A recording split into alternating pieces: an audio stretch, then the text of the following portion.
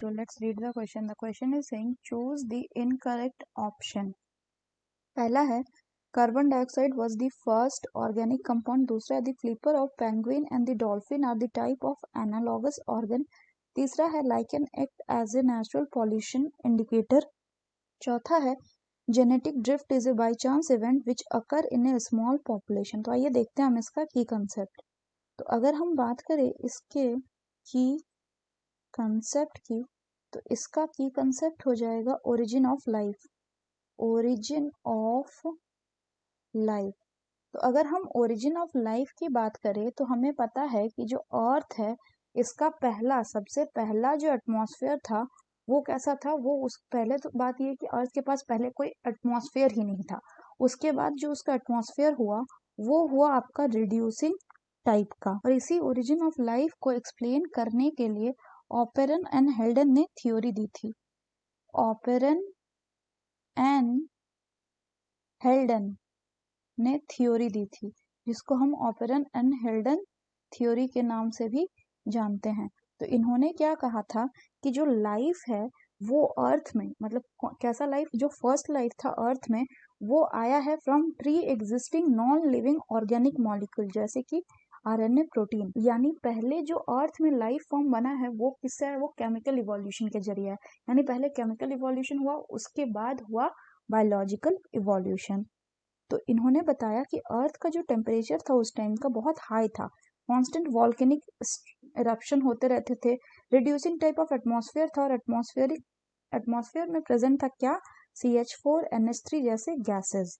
इसी बात को बाद में SL मेलर ने लेबोरेटरी कंडीशन में सिमिलर कंडीशन क्रिएट करके जस्टिफाई कर दिया था. तो यही क्या था, ओरिजिन ऑफ लाइफ का थ्योरी, जिसमें ऑपेरन एंड हेल्डन ने बेसिकली ये बताया था कि जो फर्स्ट लाइफ फॉर्म ओरिजिनेट हुआ था वो कहाँ पे हुआ था, वो हुआ था वाटर बॉडीज में, जिसको इन्होंने नाम दिया था प्रीबायोटिक सूप. तो अगर हम बात करें कि ऑपेरन एंड हेल्डन के अकॉर्डिंग जो सबसे पहला फर्स्ट ऑर्गेनिक कंपाउंड बना था वो क्या था.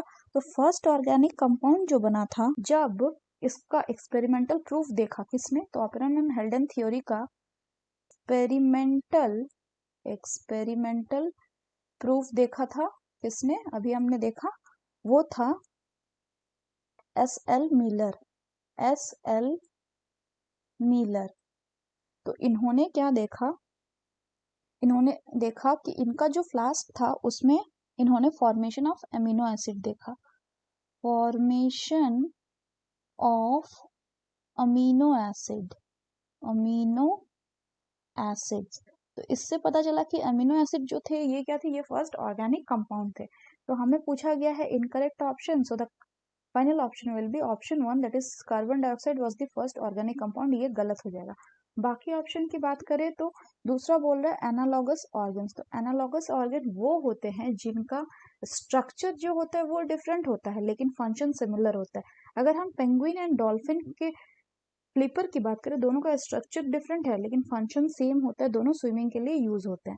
तीसरा बोला गया है कि लाइकन जो है वो नेचुरल पॉल्यूशन इंडिकेटर की तरह काम करता है. ये बिल्कुल सही बात है क्योंकि लाइकन वहां पे नहीं उगता जहां पे पोल्यूशन ज्यादा हो. चौथा बोला गया है कि जेनेटिक ड्रिफ्ट. तो जेनेटिक ड्रिफ्ट जनरली हमें स्मॉल पॉपुलेशन में देखने को मिलता है और इसके कारण एलोलिक फ्रीक्वेंसी जो होती है वो चेंज होती है. और एलोलिक फ्रीक्वेंसी में कैसा चेंज देखने को मिलता है, रैंडम चेंज. तो यानी ये कैसा इवेंट हो गया, ये एक बाय चांस इवेंट हो गया जो कि एक स्मॉल पॉपुलेशन में देखने को मिलता है. सो ये भी सही हो गया. So that's all for the question बच्चों. Hope you understood it well. Best of luck.